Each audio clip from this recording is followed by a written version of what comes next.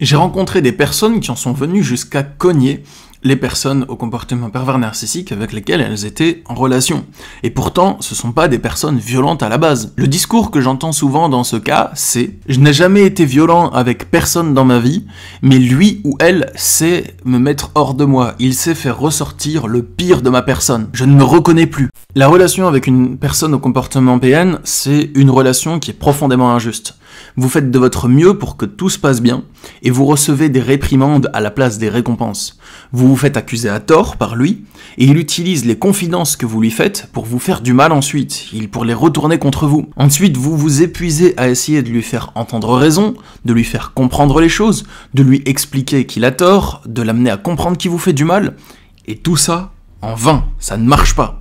Aujourd'hui, nous allons parler du sentiment d'injustice que vous pouvez ressentir dans ce type de relation, et je vous donnerai des conseils pour comprendre votre sentiment d'injustice et pour vous en libérer. Moi, je me nomme Stan Carré, j'exerce en tant que sophrologue et coach en développement personnel depuis 2015, et la meilleure manière d'écouter cette vidéo, c'est probablement soit de vous poser devant en mode ultra attentif et de prendre des notes, ou bien de laisser la vidéo tourner pendant que vous faites des tâches du quotidien, histoire d'optimiser votre précieux temps. Bon, bah c'est parti les amis, allons-y. Alors, l'injustice dans la relation avec un pervers narcissique, c'est quelque chose qui est dur à vivre, parce qu'il sait où appuyer, et quoi dire pour vous faire du mal. Il vous connaît bien, donc il connaît vos failles, il connaît les trucs qui sont vraiment injustes pour vous, et il va vraiment faire exprès de taper là où ça fait mal, pour vous mettre hors de vous, pour vous amener à entrer en colère, alors que vous n'êtes pas quelqu'un qui se met en colère facilement, probablement. Il tape là où ça fait mal. Par exemple, si votre père vous a toujours cru responsable à tort de quelque chose, admettons, eh bien peut-être que vous l'avez confié à votre conjoint ou à votre conjointe, et dans une dispute, il va vous le ressortir, et il va vous dire « Je suis sûr que ton père, eh bien il avait raison, et que t'as vraiment fait le truc dont il t'accuse, même s'il sait très bien que vous l'avez jamais fait. » Là, ça va vous faire mal, parce que vous vous dites « Mais comment cette personne qui est censée m'aimer, qui est censée prendre soin de moi, eh bien, elle fait ça en fait. C'est malsain, c'est mal, c'est mauvais. » Ça nous fait plus de mal de se faire accuser à tort et d'avoir un comportement injuste de la part d'un ami que de la part d'un ennemi, on est d'accord. Si un ennemi vous dit des choses méchantes, ça va pas forcément vous faire de mal. Enfin, peut-être, mais moins que si votre meilleur ami vous dit ces choses méchantes. Et le pervers narcissique, le problème, c'est que c'est à la fois votre meilleur ami et votre pire ennemi. Du moins, c'est comme ça que vous le considérez pendant que vous êtes dans la relation avec lui. Autre chose qui va générer votre sentiment d'injustice avec un pervers narcissique, c'est qu'il vous attribue de fausses intentions. Il va vous accuser de faire des choses dans un but précis, et ensuite, vous allez essayer de rectifier la vérité, et il ne va pas vous écouter et vous traiter en vous punissant comme si vous aviez fait le truc dont il vous accuse. Par exemple, admettons qu'on a un rendez-vous ensemble, et vous arrivez en retard à ce rendez-vous. Et pendant ce rendez-vous, je vous dis, je suis sûr que t'as fait exprès d'arriver en retard, juste pour me foutre les nerfs, juste pour me tester. Vous allez me répondre, bah non, en fait, j'ai pas fait exprès d'arriver en retard. Je suis vraiment en retard sans faire exprès à cause des bouchons sur l'autoroute. À ce moment, moi, je vais vous traiter comme si vous avez fait exprès d'arriver en retard. Et je vais vous traiter avec mépris, je vais bouder, je vais mal le prendre, et je vais vous traiter avec froideur pendant tout le reste de notre rendez-vous. Alors que vous n'êtes coupable de rien, vous êtes juste arrivé en retard, mais vous l'avez pas fait exprès. Et moi je vous traite comme si vous l'aviez fait exprès.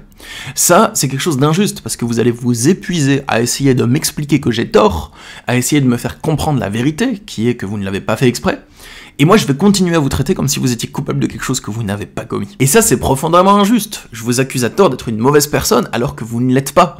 Et vous avez beau faire tout ce que vous pouvez pour essayer de m'expliquer que j'ai tort, eh bien je fais semblant de ne pas le comprendre et de rester sur mon avis.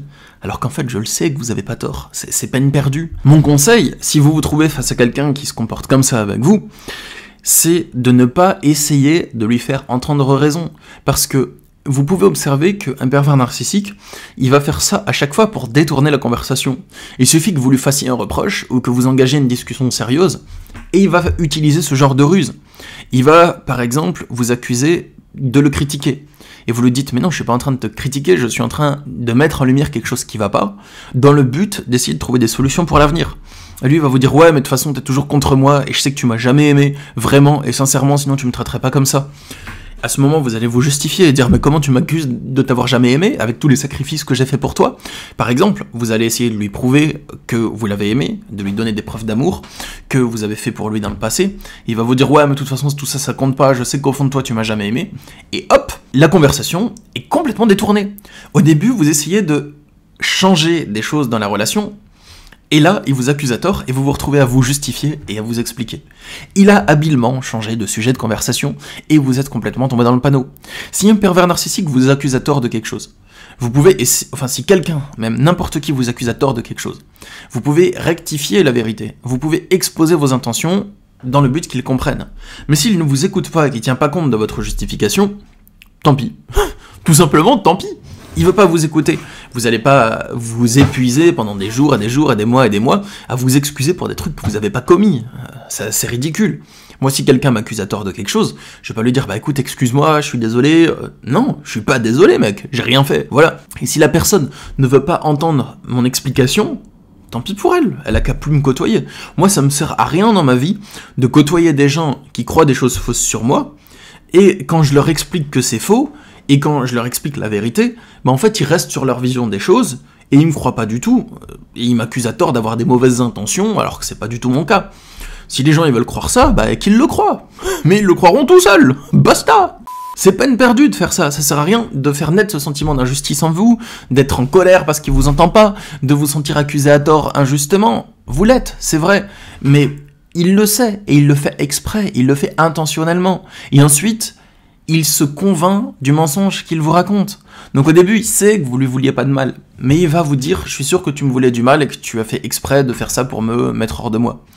Et au bout d'un moment, il finit par s'en convaincre, par s'en auto-persuader. C'est de la mythomanie, il croit à ses propres mensonges. Et ces personnes, c'est aussi des personnes qui, comme on l'a vu dans l'intro, font ressortir le pire de vous.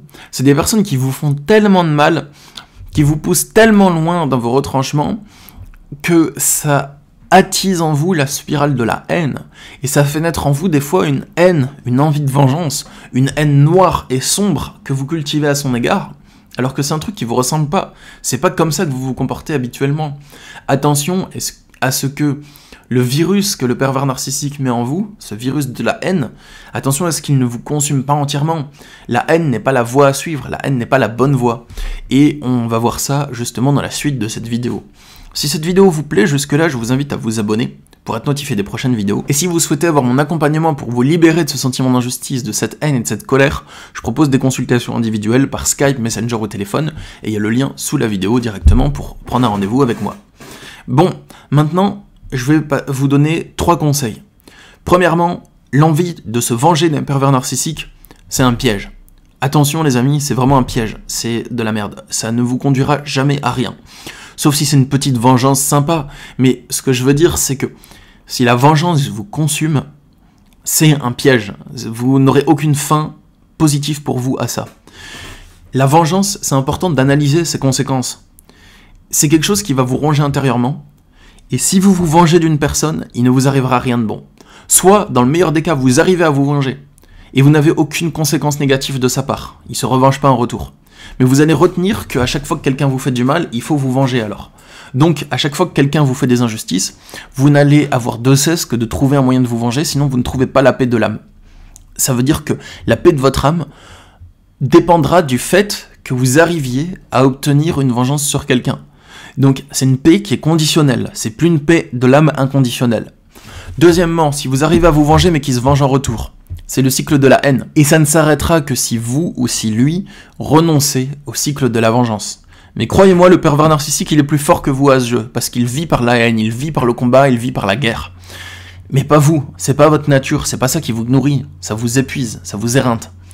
Donc dans tous les cas, vous finirez par arrêter, parce qu'il vous fera encore plus de mal. Il vaut mieux arrêter là. Et troisièmement, si vous n'arrivez pas à vous venger, s'il se tient hors de portée de vous tout le temps, c'est quelque chose qui va vous obséder et vous ronger. Mieux vaut renoncer à la vengeance. La meilleure des vengeances, c'est de refaire votre vie, d'être heureux et d'être sincèrement heureux. Et c'est ce qui mettra le plus la haine au pervers narcissique. Si vous vous vengez de lui dans la spirale de la violence et du combat, sachez que c'est ce qui le nourrit. Vous contribuez à son jeu. Et en plus, vous lui donnez vos pensées, vous lui donnez votre énergie.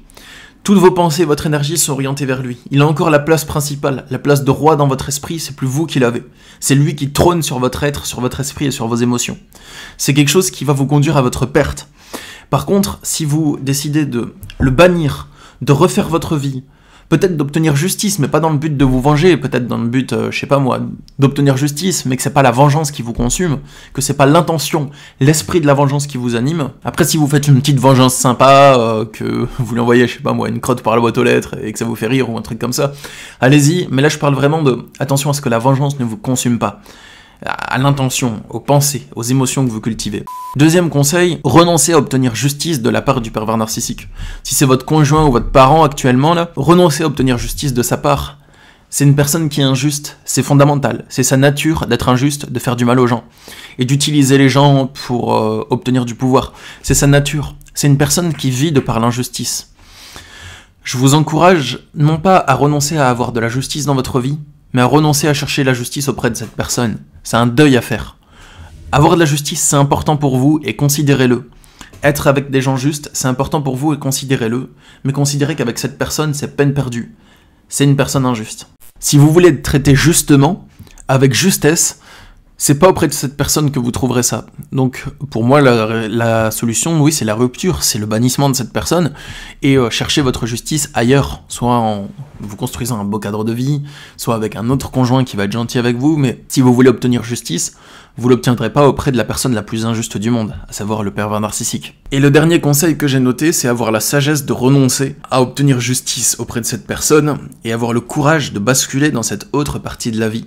Si vous renoncez à votre désir de vengeance, à votre colère, à votre désir d'obtenir justice auprès de la personne la plus injuste du monde, d'attendre qu'il soit juste envers vous, c'est important d'y renoncer. C'est important d'avoir cette sagesse. Tant que vous ne le faites pas, vous serez condamné à essayer de lui expliquer des choses pour lui faire comprendre, pour qu'il finisse par admettre qu'il a tort, mais il ne le fera jamais, vous vous épuisez, et ainsi de suite. Vous êtes condamné à revivre ce cycle toutes les semaines, en fait. Ça n'a aucune issue positive pour vous. La seule solution, c'est d'avoir la sagesse de renoncer à tout ça, de renoncer à votre colère, à votre sentiment d'injustice, et de vous dire je vais chercher de la justice dans ma vie, mais là où il y en a vraiment, auprès des personnes vraiment justes. Pour moi, c'est la finalité. C'est comme ça que je vois les choses. Bon, si vous souhaitez avoir mon accompagnement pour basculer vers cet état d'esprit, il y a le lien dans la description directement pour prendre rendez-vous avec moi. Moi les amis, je vous dis force à vous, je vous souhaite de la paix, de l'harmonie dans votre cœur, et je vous dis à bientôt pour de prochaines vidéos. Au revoir.